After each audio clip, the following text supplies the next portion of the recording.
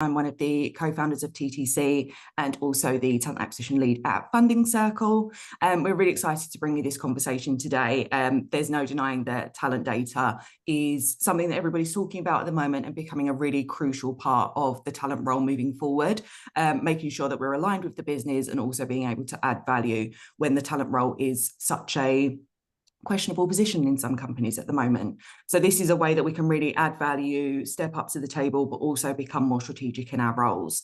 So yeah, really great panel with us today. So we have Tom Hacquoil from Pinpoint, we have Harriet Ball from SuperSeed VC, and we have Phil Smith from Instant Impact. So guys, it'd be really great if you could introduce yourselves and I will do some admin in the background. Tom, do you want to kick off? Sure, yeah, thanks, Charlene. So I'm Tom, founder, CEO of Pinpoint. We're an ATS based in the UK, but with customers in about 60 countries, focusing on the UK and the US market. We've got about 800 customers, focus on fast and flexible, very, very, very keen on the customer success side, really enjoy kind of digging in and being a true partner to the customers that we work with. And obviously my background is in software and I'm sort of the resident geek in most conversations. And so I'm excited to talk about data and sort of bring some of that stuff to the table today.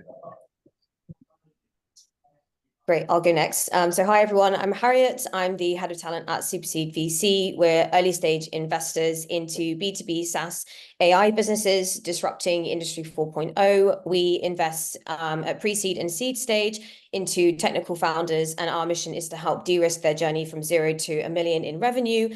And my role in all of this is to partner with our portfolio company founders to build out their teams. So I advise on any and all people and talent acquisition work relating to attracting, onboarding, and retaining top talent to their businesses as they scale, and then also running end-to-end searches. But before this, I spent around the last 11 or so years working in TA. I've had the opportunity to work at some industry-leading household name brands and companies such as L'Oreal, Uber, Getir, and most recently on running before moving into VC. But it's great to be here. Cool, thanks Harriet. So hi everyone, my name is Phil Smith. I am a client services director at Instant Impact. So Instant Impact is a people-first AI-powered RPO organization. Our expertise is primarily in supporting SMEs, typically as they're moving through some form of transformation. So we have a fantastic team of folks here that are able to embed within those growing organizations and really add strategic value into the talent acquisition cycle. Brilliant. Thank you all for introducing yourselves. And yeah, let's get into the good stuff. I think that's one of the things with webinars is we just like to see exactly what's happening and just get straight into the meat. So first question. In terms of being able to get good reporting, what are the foundations that we think that people actually need? So from a talent perspective, where's the baseline? What do they need to be able to get started? And Tom, it'd be great to kick off with you. Sure, yeah. So I think, look, from my perspective, we try and simplify and break it down into kind of 3 constituent parts, right? Like the first thing we would do is try and audit inputs, then outputs, and then benchmark data. And so if we think about inputs, I think a lot of organizations, when they think about reporting, especially in this context, go straight to the outputs and think about what data am I seeing and how does that look and how's that helping me make decisions, but they're not spending enough time at the beginning going, what are we actually working with? Is the hiring manager engagement good enough? Are we getting good quality scorecard data? Are we asking the right question of candidates up front on the application forms? Are we even doing that in a consistent fashion so we can report across jobs and departments and so on? Are we gathering candidate data? You get the idea, right? So like I think, don't forget how important the inputs are, and actually spending the time up front getting that stuff right is important, and no doubt Harriet and Phil will give us a lot of context on that. I think outputs is slightly more obvious, but it's what does the content of the reporting we're producing actually look like, right? Are we looking at the right data? Are we creating information that actually makes sense for the business? Are we translating that data into insights that are actionable for people outside of our team? And how are we giving folks that data, right? Is that a horrible CSV file stuck away 10 folders deep in a file system? Is it a beautifully presented email automatically sent to leadership in exactly the way they want it once a week or whatever, right? And I think spending more time thinking about that output stuff is really important, and making sure you're kind of giving different stakeholders the stuff they want, the way they want it. And then on the benchmarking side, I think it's really important once you've got reporting kind of quote unquote correct, to think about how you're supporting that narrative with external data sets, right? So can we be looking at benchmarking for your industry and looking at how you're stacking up in terms of performance? And can you be looking at things like labor market insights to help you drive the decision-making process within the business? And I think the one caveat I'd give you on benchmarking is just make sure you're looking at data that's relevant and fresh. And what I mean by that is we speak to lots of organizations that think they're doing benchmarking, but they're looking at a report from 4 years ago. And I think we can hopefully all agree that the market has evolved somewhat over the past few years. And so making sure you're looking at data that is fresh and representative of the problems of today and not stuff that's kind of misleading about where you should be thinking is really important. So hopefully that's a great primer, and over to the others to kind of build on that. Yeah, thanks, Tom. I'll jump in here. So for me, when it comes to setting the foundations of good reporting, there's a couple of key areas. But for me, the whole point around data and reporting is to set up your reporting to enable you to be able to tell stories through data. So how would you be able to do that? And for me, one of the main things is ensuring that the data you have is quote unquote clean data. So ensuring that the systems that you're actually using are running efficiently. So, for example, just kind of going back to like the actual like nuts and bolts of it, setting up your ATS to make sure that your data is systematic and also links to your business. So for example, when you're setting it up, making sure you have all the right fields that you need in place to be able to get the information that you need. So just to give an idea, rejection reasons, pass reasons, and then other kind of areas that you can add in a mix of quant and qual data to be able to enable you to tell the story through data. So once you have the great foundation set up, what you can then move to is looking at data visualization. So enabling you to show this data in a way that simplifies the data and relates to the audience, the different audiences that you're going to be showing them to, and making sure that it looks familiar to them and that they're able to understand the information. And even more importantly, that they're actually accessible to be able to get to the dashboards. So in some of the big organizations I've worked at before, we've given access to our stakeholders to go in and check exactly where their role is at the moment and how many candidates and what stage, et cetera, but sharing the information that is important to them, keeping it simple but easy for the business to use and visualize how TA is performing, and also how TA is performing, but also being able to share that information with other departments who may need it too. So for example, your people team as well, they might want to know how you're getting on the TA function. And this kind of all builds into creating a culture of being data-centric and being prioritizing and having clean data. So ensuring that you're knowledge sharing, what good looks like as a team lead in TA and reporting, and making it a part of the everyday within your role. So I know when we were at Uber, for example, every Friday we would have a half-an-hour session where we would go in and clean up our ATS. It was probably a bit too late to have the completely up-to-date information, but now data is becoming even more centric and even more critical part of our roles. So having those good foundations set up will create clarity that the TA team and the business, their objectives are aligned. And what it does is it helps you keep yourself as an IC personally accountable, and you understand that you understand where you're tracking against your team, and that the data that you have can focus your efforts in the right direction. And as a manager, you can make sure that your team are on track to hit the targets and hit the goals that the business also has.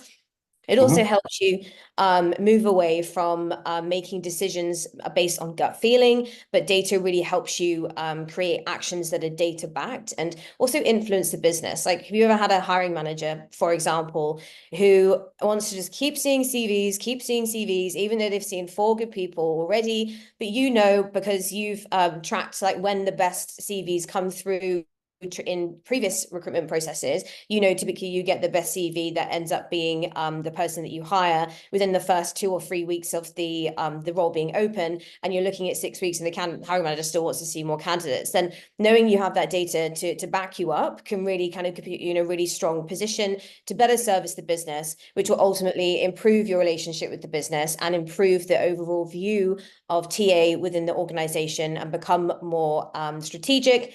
And if there are any 3 top areas to start when you're looking at building your foundations in data, is ensuring that you have a snapshot of what is open the roles that are open, what is happening, including the foundational data on the roles by department, a real-time view of the progress, and a visualization flow between the different status updates, and equally historical data. So this looks back on past highs and trends and really helps set you up for the future.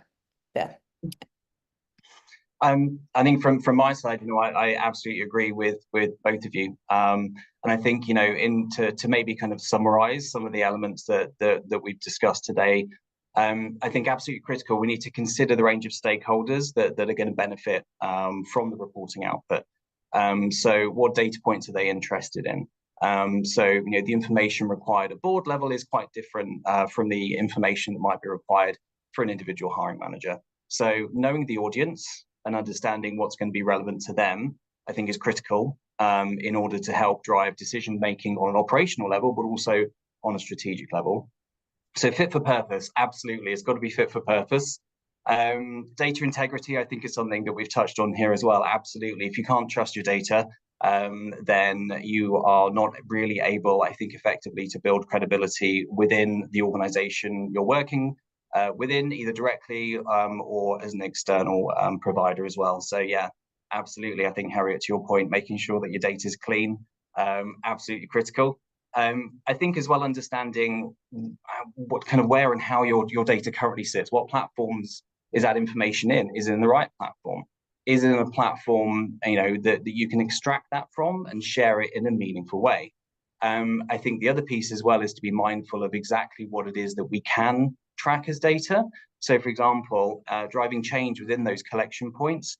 I think a good example of that is a number of ATS platforms. You can activate the DE&I data capture.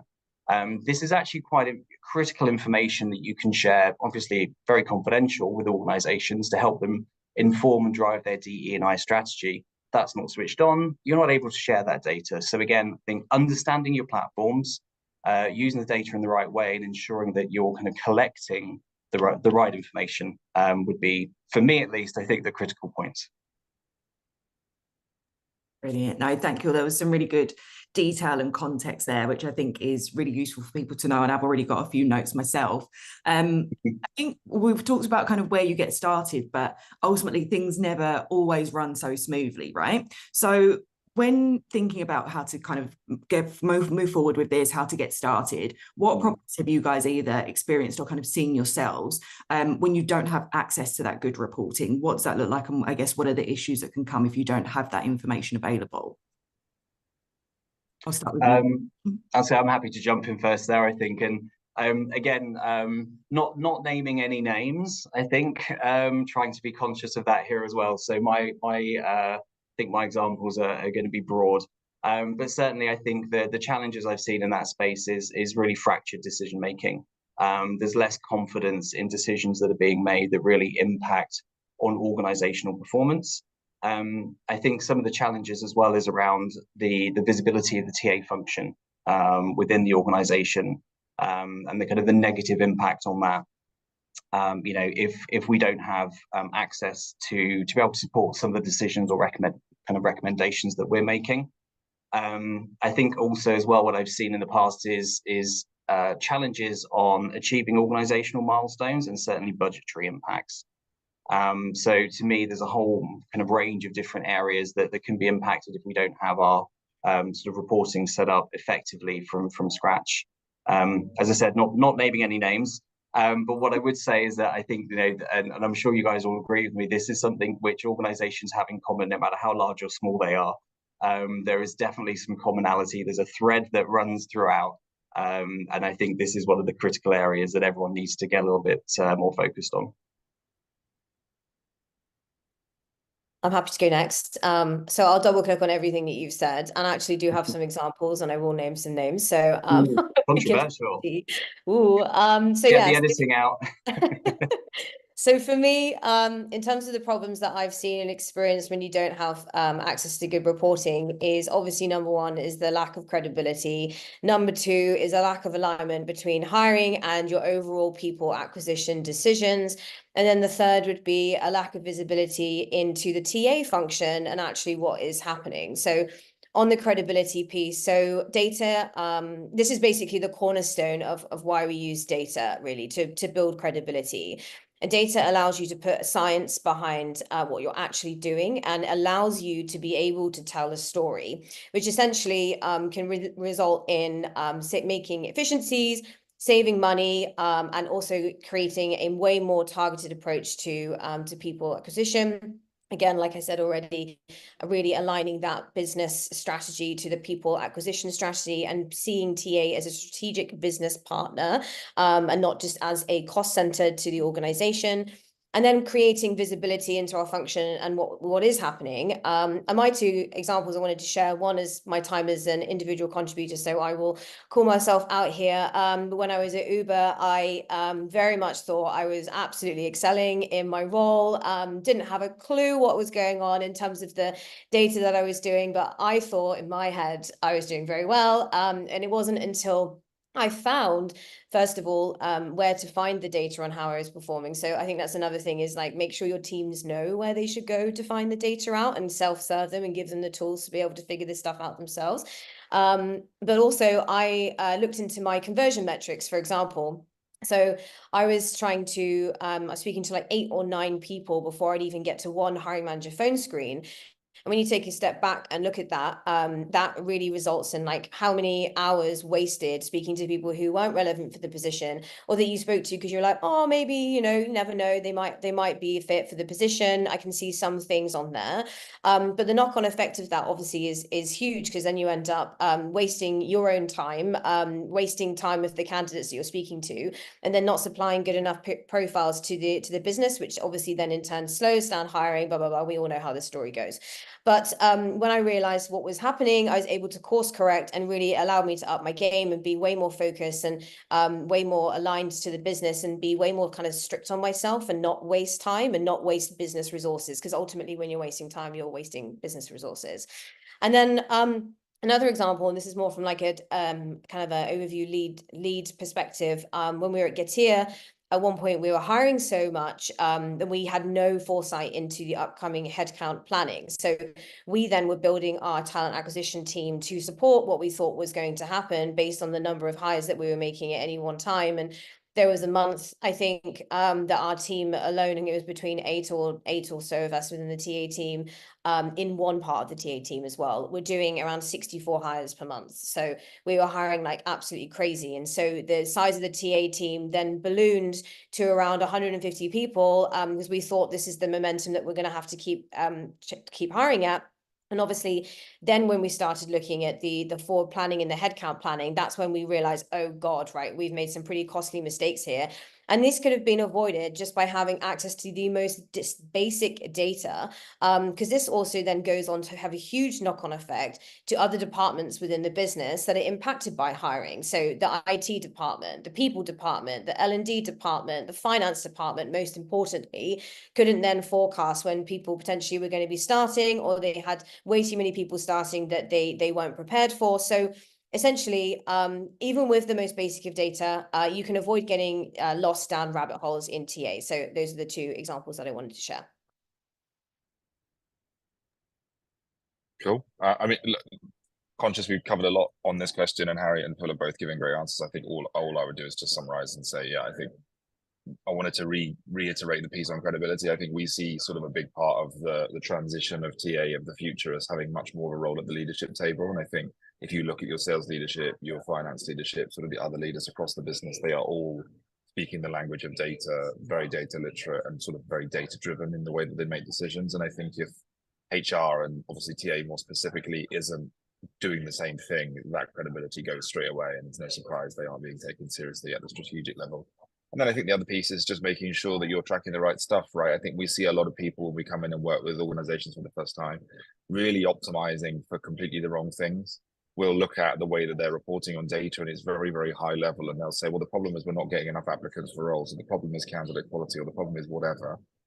Actually, the problem is that they have a really, really, really high rate of interview no-show, or the problem is that their communication and their candidate wait time is too long, and candidates are falling out of the process. And if you're tracking applicant time, but you're not tracking the stages of your process, as an example, you're just going to go and optimize and chase for the wrong stuff. And so I think there's some real penalty to be paid if you're not getting this right. And I think Harriet and Phil have given you great advice on how to do that. Yeah, no, I completely agree. And actually, I really like what you've said there about kind of the wider business is really using data in a high level strategic way. And TA really need to kind of up their level if we want to get that seat at the table, as is talked about so frequently. But that does lead me nicely into our next point of, in terms of leadership teams, in terms of the wider business and who this information is going to, what do we think people really need to know from their talent function? What data is going to be important, and how can we either source that information to make sure that we know? Because I guess sometimes some of these functions may not know specifically what data we can give as well. But yeah, what do we think that leadership teams need to know, and how can we access that? Harriet, let's kick off with you.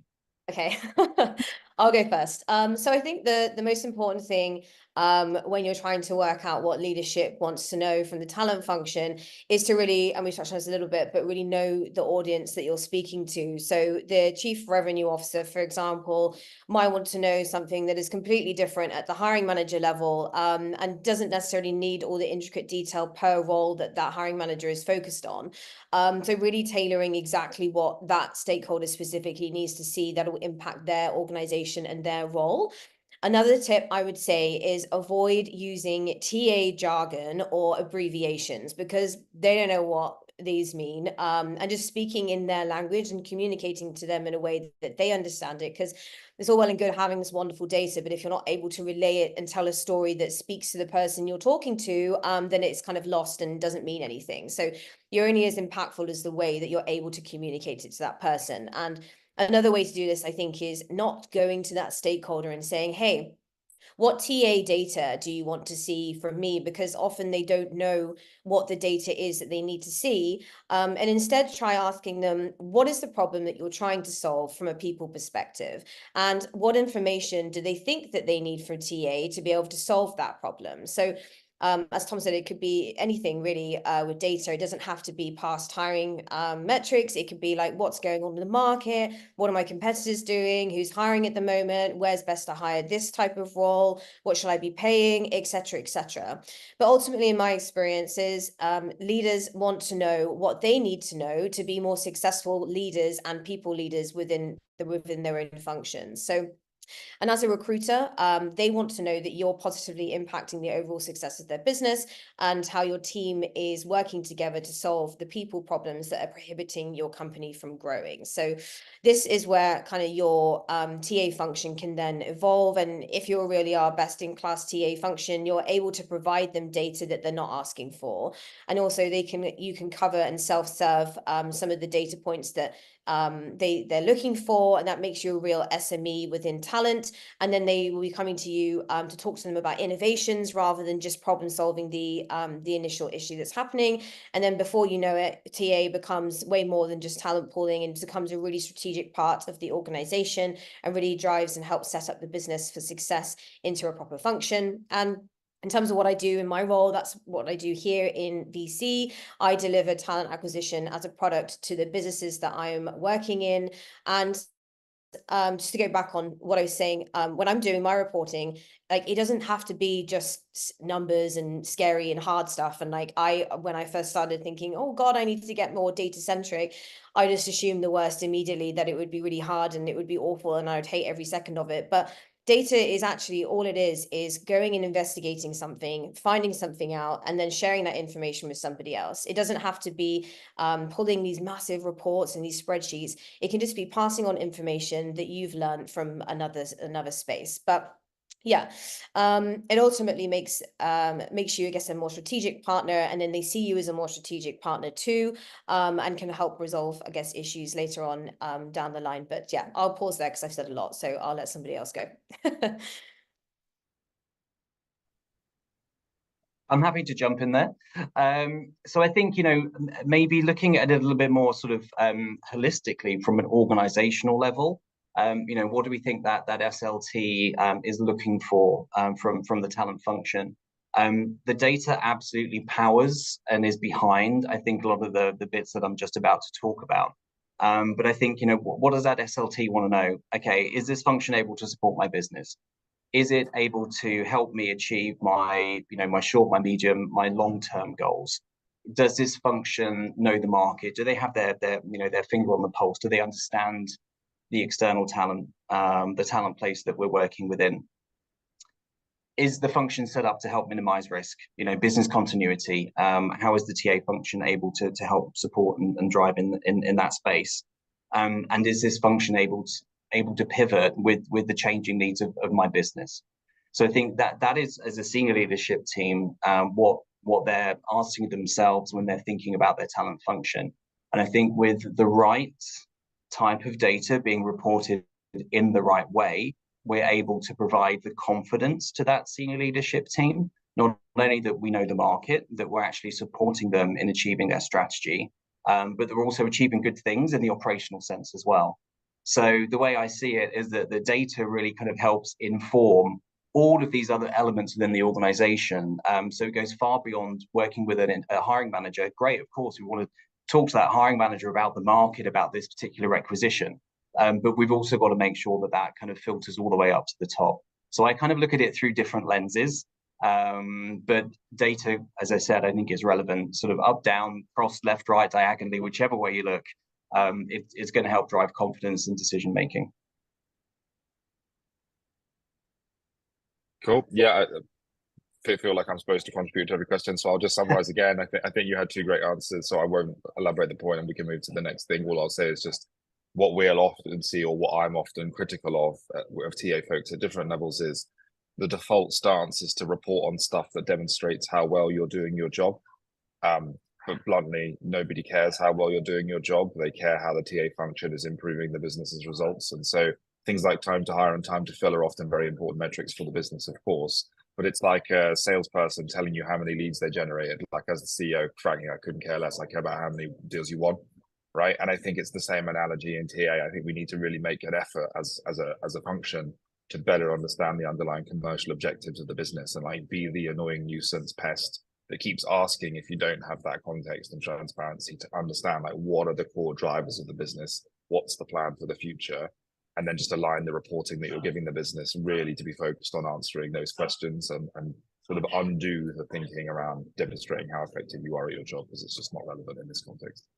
Yeah, just a +1 on that. Sorry for that. No. Yeah, I love that we're all so eager. Like, I want to go. Yeah, I 100% agree with that. And I think, like, just from moving from agency initially in my early career to in-house and now working in venture capital, it really looking at hiring as a strategic business alignment and really kind of impacting the overall revenue of the business, and like how all of these decisions that are made throughout the hiring process, down to even like the fit of the candidate that you end up hiring, like looking at how quickly they're going to have a return on investment of their salary, and how quickly they're going to be paying themselves back, to how quickly they're going to be able to generate revenue or save costs for the business, I think is another great way to look at kind of how you're doing hiring. And then of course, like looking at the wasted resources of wasting time and inefficiencies in recruiting as well, as opposed to just how you're going to generate revenue. So trying to think a lot more like commercially, strategically, from a sales perspective as well, I think is a real value add for the leadership team. But Phil, I'll let you go now. Thank you. And I think what's interesting when we're looking at that data, actually, that you know, it helps, to me, in my mind anyway, it helps inform a number of different strategies. So looking at kind of, you know, large level roll-up data, you may get the overall metrics. As an organization, what is my time to shortlist? What is my overall kind of time to hire? That's great, but actually let's break it down. So this is my average, but what is the range? What's moving really quickly, and what's taking a long time to get across the line? And is there a pattern there? Actually, what we see is that finance hiring is taking twice as long as commercial roles. So why is that? Okay, is there an issue there? Do we need hiring manager training? Is it an issue with our EVP in the market? So this is all stuff that you can pull out from, you know, from the data. So it's not, you know, it's not just kind of cold hard numbers. It's actually kind of has a real world impact. But without that information, without that lens, it's difficult for you to identify those challenges as well. So that's where we move from being kind of, you know, operational into being really strategic, in my view. And using this data to help drive changes in business behavior. I think that's critical.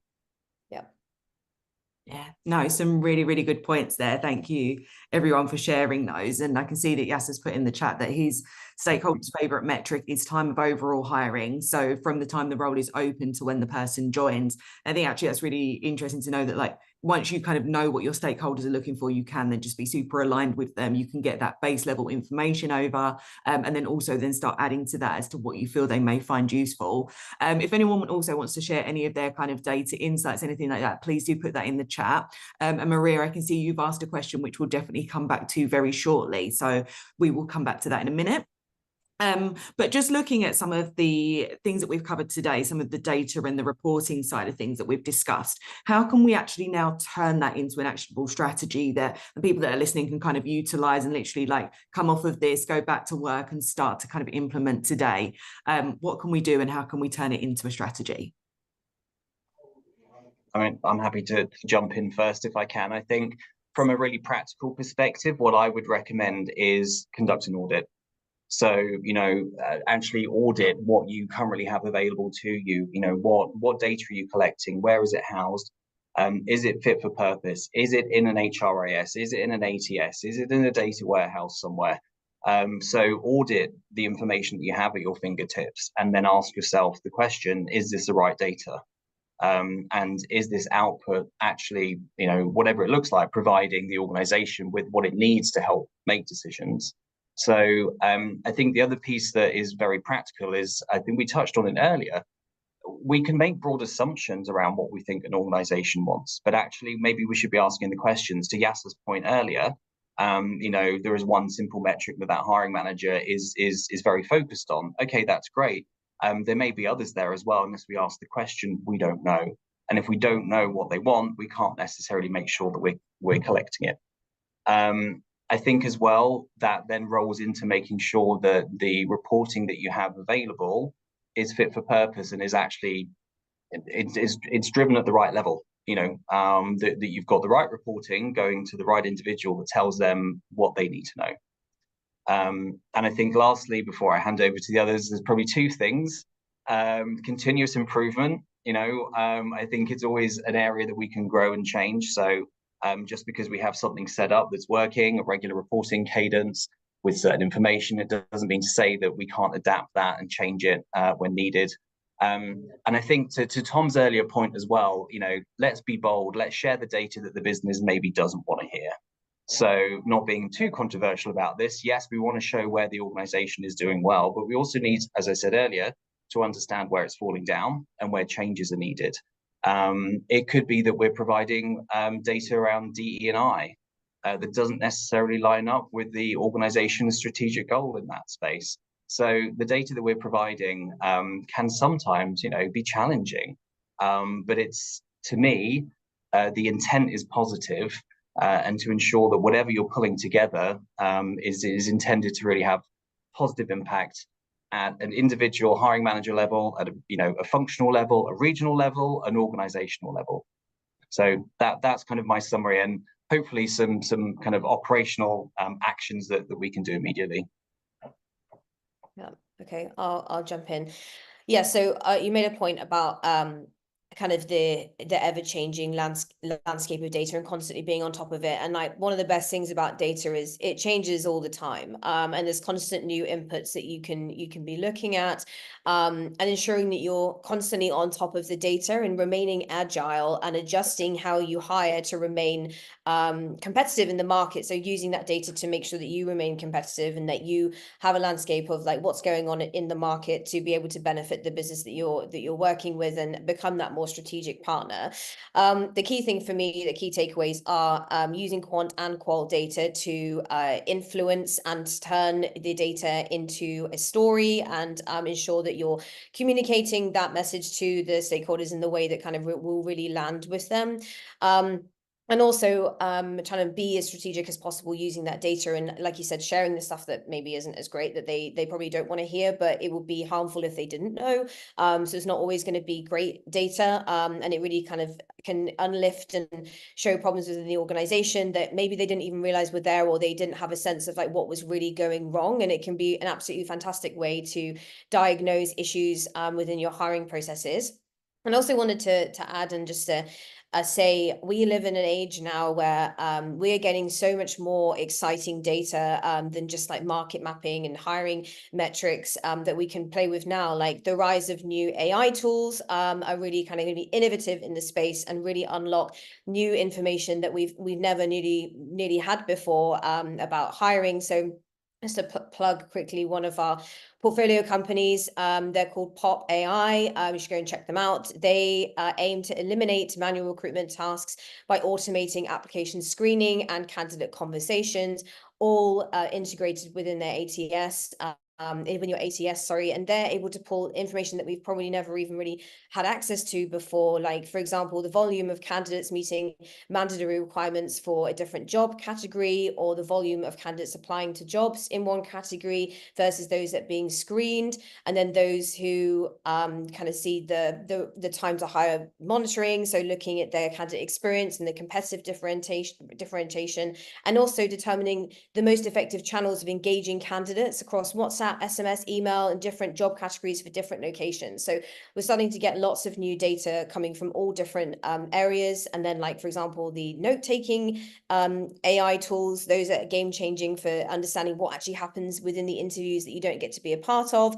So my overall and lasting message would be, do not fear data. Data is your best friend. Take data out for lunch, take it out for dinner, take it for drinks, whatever you want to do with data to get familiar with it, and use it to empower you as a recruiter and your recruiting function within your organization. You will not regret it. Great, thank you for that. I think from my perspective, again, just sort of summarizing the very well answered question already from Harriet and Phil, I think that, yeah, a few points, right? So one is a big piece of this underlying problem, in my opinion, right? Like, because the other two have done a great job going into the specifics. If I like step back at the macro level, a big piece is just the credibility piece. We've talked about this already. We've talked about how data can be used to do that. I think the whole challenge is moving TA from a reactive function to a proactive function. And I think there's this massive missing element of that, which is there's so many things that you all have in your sort of TA data brain, whether that's in someone's brain literally, or whether it's in a data warehouse or in your ATS or whatever, that you're not sharing with the business that could be helpful far beyond just putting bums in seats or putting people in positions, right? And so examples of that are, and you know, Harriet just talked about note taking as an example, right? Obviously, you can automate that with great AI tools now. You can also just do it manually, but within those notes, there's so much data and insight that could be helpful to the rest of the business around, like, competitive intelligence, for example. Like, if people are applying for your jobs and you're interviewing them, they're likely applying for your competitors' jobs also, bluntly. And the reality is that you're asking them questions during an interview that often tell you a great deal about what your competitors are doing, what their challenges are, where they're excelling and succeeding really well, what their strategic wins have been recently, and so on, because people will talk about it when they're interviewing with you.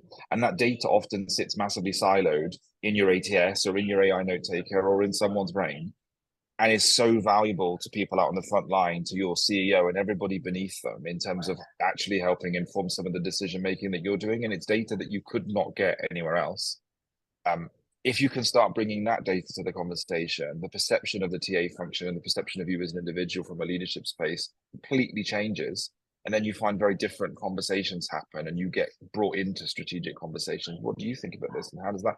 And actually, I'm focusing at this very early part, because unless you get that bit right, nothing else we do matters, right? If your voice isn't one that's respected within the business, nothing that you bring to the table is really going to make any difference. And what we want you to be doing is coming to the table and going, hey, you have all said your plan is to expand into this territory.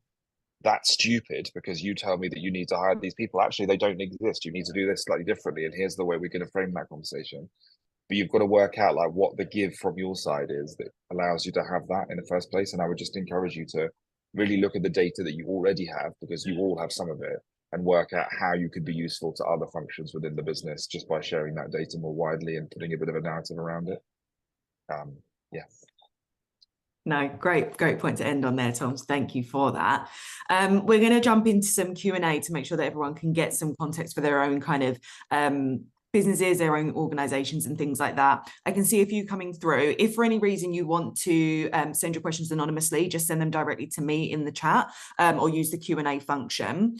So first one that we've got is from Maria, who says, to build reports, do you use ATS embedded templates or do you use other tools to create them?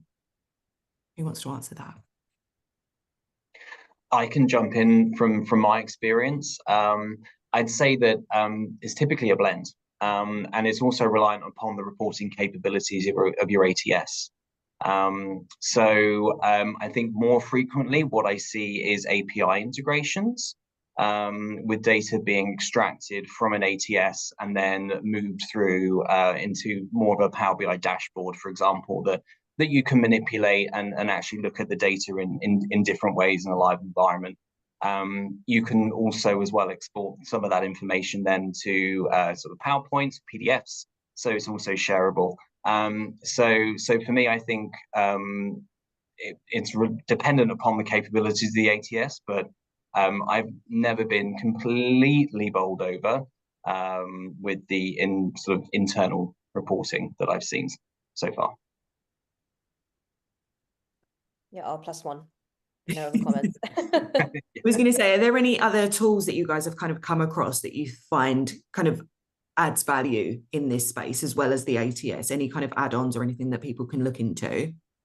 I would say external information. So we've talked a lot about the information that we have within an ATS environment, which is great. But we haven't touched so much in terms of bringing in talent insights, market insights into the discussion. This, to me, is also really valid data that helps inform decision-making at individual hiring levels, but also, you know, at senior end as well. So again, there's a lot of great tools out there in the market that you can find that will be able to provide you that information. You know, the talent landscape, heat maps, you know, salaries, you know, more engaged employers, for example. I would say that, you know, that would also be a great addition if you're looking to build credibility with an organization. Yeah, you can do that quite easily as well on LinkedIn with the LinkedIn kind of mapping, talent mapping, etc. And you can very easily find out like how many software engineers are in X location, like what's a typical salary, and that typically, I think that is built in now if you have a LinkedIn recruiter license. So if you have that, then just getting familiar with how you use that can for the market mapping landscaping piece can be really helpful. I think all I'd add to that is fighting the pinpoint corner for a second without making it a pitch. I think there is quite a clear-cut difference between the quote-unquote sort of legacy ATS vendors, which most people still use, and the sort of modern challenger ATSs. Pinpoint is one. There are many other great choices as well. I think some of it, the ATSs that we see, and obviously our own product, we feel like we're doing a really great and solid job on the ATS reporting side in terms of unearthing the TA data that's first-party, i.e. stuff that's happening in your ATS, and we have an insights hub and other things. So certainly make sure that you're evaluating your ATS opportunities because there are folks doing that really well. I think that said, there's two other pieces, right? One is the benchmarks piece. We're trying to do a good job there too. And so we have this thing, trends.pinpointhq.com. It's free, it's public, you don't need to be a Pinpoint customer, and you never will. And we're taking our own data, obviously anonymized, and sharing that in terms of those very high level metrics like time to hire, time to fill, candidate wait time, etc. And so you can drill into that for your specific industry, location, organizational size, and sort of get some comparable benchmarks to support the sort of stuff you're getting from LinkedIn as referenced by Harriet. The last point that I'll say is just, again, coming away from the ATS, recruitment data encompasses a lot of different constituent parts. And I think the biggest piece that most people miss right now is the link between your pre-hire and your post-hire data. And what I mean by that is like there's a heck of a lot of optimization that happens in sophisticated organizations around trying to model how to attract more people that you hire. The problem is that they're often then not looking at what happens with those candidates once they've been hired, and you see this kind of incorrect optimization where you're putting a lot of people into the funnel that get hired that ultimately don't succeed within the business because the connection between the ATS and the HRIS isn't where it needs to be. And so some folks solve for that challenge with things like Power BI and external tools, and I think that's great if you can do it. I think others like us are trying to build better relationships and API connections directly with those other HRISs and others to allow you to do that within the tool. But I think that's the sort of the lowest hanging fruit area of reporting improvement over the coming years, is sort of connecting those two systems better. Mm-hmm. Yeah. No, thank you. And that we will be sharing the Pinpoint tool post-event, but Gemma, if you're there, if you want to pop it in the chat as well so people can have a look in real time, we can do that as well. I can see Nina's got her hand up and I'm going to try and allow you to talk, Nina. I don't know how this works, admittedly. So I'm going to give it a go. If it crashes and burns, just pop it in the Q&A instead. See, you're now live with us, Nina. Let's see. You're on mute. Okay, whilst Nina's doing that, we'll go on to a question from Aisha, who said, outside of KPIs, how long do you need to collate data, or how many data points / candidates would give you accurate trend insights, e.g. for retention or progression? And benchmarking, finding it really difficult to find current reports, as you mentioned again, in things like retention and of course salaries. It's kind of two questions there, I guess. So just to go on that first one again, outside of KPIs, how long do you need to collate data, or how many data points / candidates would give you accurate trend insights for retention / progression? I'm ready to take that one. Yeah. Look, the honest answer is that it really varies organization to organization. Bigger is better in terms of the size of the data set, but pragmatically, if you're a small business and your volume is low, it's very, very difficult to do that. If that's the case, I'd encourage you to try and find external benchmark data to support that whilst you kind of build that data set and that picture up, right? And so there isn't like a exact de minimis threshold of statistical significance for each of the things that you're identifying, because ultimately it's just going to be a matter of what can you generate and what will that look like. I think I would just say that often the problem that businesses have is that they treat everything individually. So, and this is like a really crude example, but you might have a different application form for each of your roles. And some of the questions on those forms may be consistent, but if those questions aren't linked, they don't appear as consistent within your reporting. And so you're kind of never quite going to get to the threshold. Whereas if you do a better job of connecting them and you template things and so on, it makes that sort of data gathering de minimis piece much easier. And so, yeah, it's a hard question. It's a very good question, but I think the answer is your mileage may vary and you should leverage external data to support that if you don't feel like you've kind of got enough to make it reliable. If I can add to that as well, I think also whatever the data sets are that you are looking at and the volumes, if you're looking at a data set of 40 or 50 candidates versus 150, 250, when you're reporting that data back internally, just for me, ensure that you are giving the total volume information in that report. So rather than, of course, saying, well, 50% of candidates were XYZ or 45%, that's fine, but 45% of what number?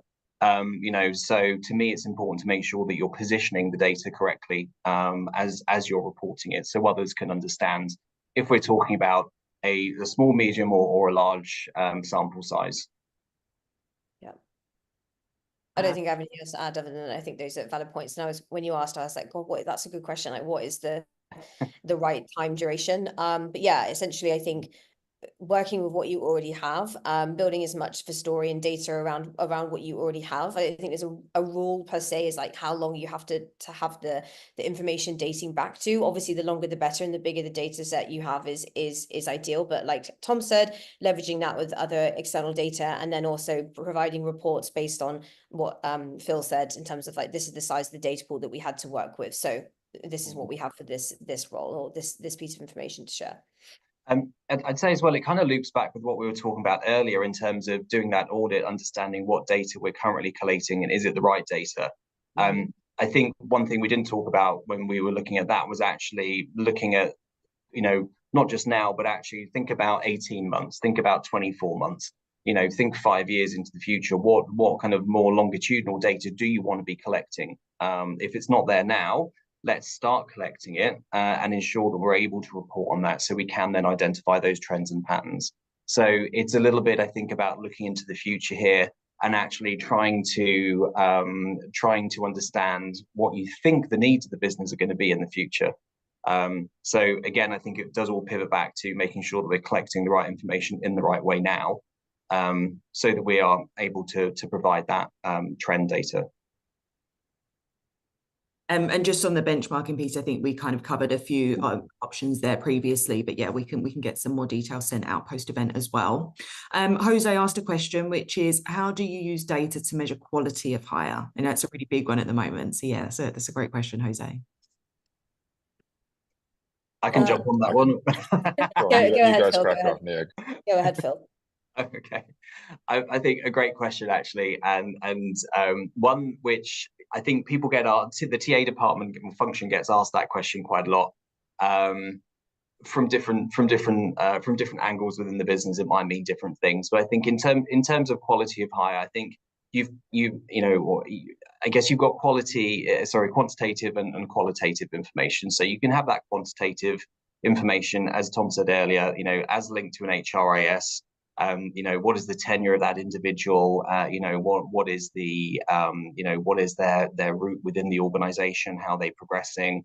That information can be tracked. I think qualitative information on your process is actually important here as well.